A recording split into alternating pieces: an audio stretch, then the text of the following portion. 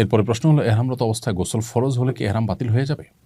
এহরামরত অবস্থায় গোসল ফরজ হলে এহরাম বাতিল হবে না। হতে পারে আপনি মিনাতে, মুজদালেফাতে কিংবা আরাফায় অবস্থানকালীন সময় স্বপ্নদোষ হয়েছে। তো এরকম পরিস্থিতিতে গোসল ফরজ হবে, গোসল করতে হবে এবং কাপড়ে নাপাক লেগে থাকলে সেটি ধুয়ে ফেলতে হবে বা এহরামের কাপড় পরিবর্তন করতে হবে। কিন্তু এর কারণে এহরাম বাতিল হবে না। অবশ্য স্ত্রী সহবাস করলে ভিন্ন কথা। যদি স্ত্রী সহবাস কেউ আরাফায় অবস্থানের আগে করেন, তাহলে তার সে হজ বাতিলই হয়ে যাবে। নতুন করে সে হজ কাজা করতে হবে। আর যদি পরে করেন, তাহলে সেক্ষেত্রে তারপরে ফিদিয়া বা দম অবস্থাভেদে বর্তাবে। তারপরে তার হজ বিশুদ্ধ হয়ে যাবে।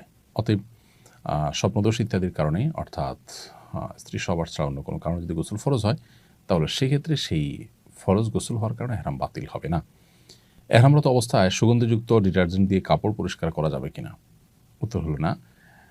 হাজী সাহেব বা হজযাত্রী তিনি এহরামরত অবস্থাতে সুগন্ধিযুক্ত ডিটারজেন্ট দিয়ে কাপড় চোপড় পরিষ্কার করবেন না। কাপড় চোপড় যদি ধোয়ার প্রয়োজনই হয়ে যায়, তাহলে শুধুই ট্যাপে ধুয়ে নেবেন, পানিতে ধুয়ে নেবেন। সুগন্ধি ছাড়া কোনো সাবান ইত্যাদি থাকলে সেগুলো যদি ধুতে পারেন, কিন্তু সুগন্ধিযুক্ত ডিটারজেন্ট ব্যবহার করা যাবে না।